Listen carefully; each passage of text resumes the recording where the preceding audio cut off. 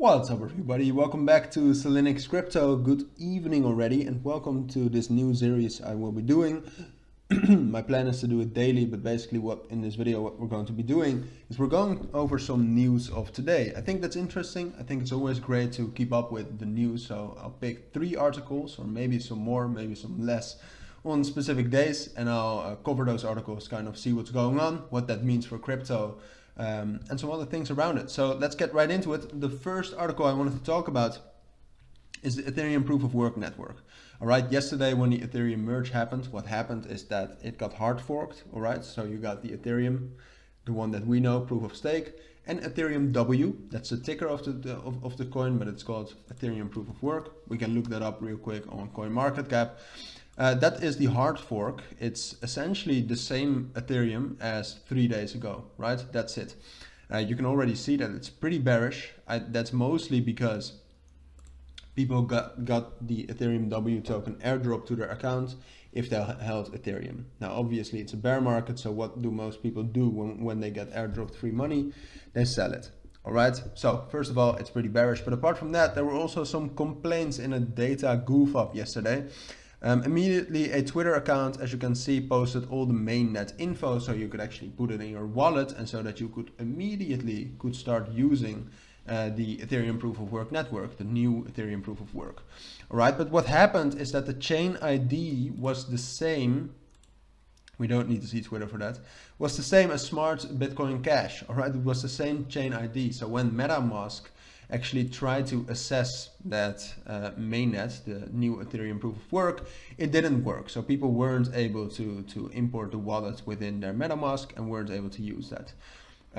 Which, to be honest, I mean, Ethereum proof of work and the whole hard fork that happened, which created Ethereum W, was already planned, and I think this is just a beginner mistake. Obviously, you cannot blame them. Obviously, it's a big thing, and it's definitely possible to see things like this and forget about it. But not a great start for the blockchain. I don't think it has a very big future, but then again, it's crypto. But the main reason for that is because we also have Ethereum Classic. All right. Then on to some very important and some very exciting news.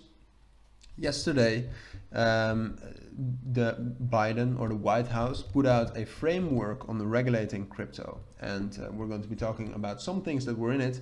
Obviously, Biden already had an executive order in March of this year where he said that all the institutions within the United States had to research crypto and see what the risks and the benefits were. This framework is kind of a follow-up on that executive order. So there were some guidelines in this framework. It isn't the law, all right? It's just a framework. So certain institutions should look at this framework and work on crypto accordingly, all right? It's just some tips, basically. But we're going to be talking about some things. So it's just including ways in which the financial services industry should evolve to make borderless transactions easier, and how to crack down on fraud in the digital asset space. So it's actually like Net, I already read it, Net is actually pretty bullish for crypto because he explores, or he not necessarily, I don't think Biden really wrote this obviously, but they explore ways to actually evolve crypto and to increase the usage of crypto and cracking down on fraud within crypto, which we all know. I mean, under this video, you'll probably see 3 scammers already in comments, all right? We all know that's a problem.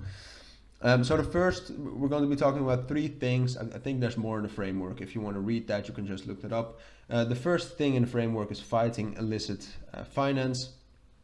So it's just here. The president will evaluate whether to call upon Congress to amend the Bank Secrecy Act, anti-tip-off statutes, and laws against unlicensed money, including digital asset exchanges and NFT platforms. All right. So what they're doing essentially, this is just saying that there has to be more research and there have to be more legal frameworks and legal action against illicit finance within DeFi and NFT. All right. Second of all, which I think is very bullish, is a new kind of digital dollar, and it points to the potential for significant benefits from a US central bank digital currency, or a CBDC, which you can think of as a digital form of the US dollar. We already know I think that's very bullish too, because a CBDC in the United States especially, and in the world, a lot of central banks have started to play with the CBDC, and this framework essentially tells us that it actually has some great benefits. Right now, obviously, we know that there are a lot of stable coins, but that's a great thing, right? That they're actually going to explore that. So yeah, I mean, someone from the Federal Reserve already said, Jerome Powell said that the main incentive for US to launch its own central bank digital currency would be to eliminate the use case for crypto coins in America. I think that's stupid. It's just a CBDC is not going to eliminate the need for specific cryptos and for decentralized networks like blockchains, but still, it's a great bullish sign in this framework. And apart from that, also safeguarding financial stability. So central bankers and US lawmakers have for years bemoaned the rise of stablecoins, a specific subset, as we know. So, and these non-governmental digital tokens are increasingly being used in domestic and international transactions. Terra USD is being called within the framework.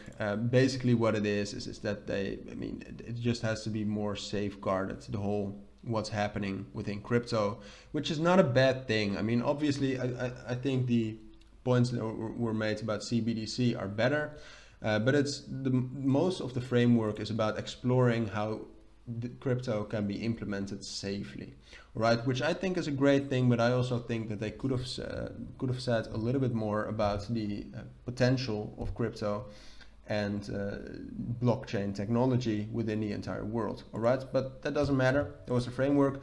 Apart from that, some news from Celsius. Obviously, the bankrupt crypto platform requests permission to sell off its stablecoins. So they're trying to get liquidity and support its operations with the funds from the sell-off. Selling the stablecoins, in my opinion, isn't that bad. I actually think, I mean, stablecoins are not going down in price. Most stablecoins are backed with US dollars, so that wouldn't be that bad of a thing. Obviously, they've frozen the withdrawals in June, and they have been going through a bankruptcy. And right now, as you can see, is that a notice was filed by the legal team, and a hearing is going to come October the 6th, where they would accept or decline it. I think altogether it would actually be a good thing if they could get some access to their stablecoins and to sell it, because I think in the end, and as it should be, that allows some users to gain back some funds. But yeah, so those were some of the crypto articles I wanted to go over. A bad start for Ethereum Proof of Work Network, a great, I think, bullish framework on crypto in the United States, and some updates from Celsius. So that's my first news video for now. It's pretty long. Next videos will be shorter. But for now, thank you all for watching and listening, and I hope to see you all in my next videos. Bye.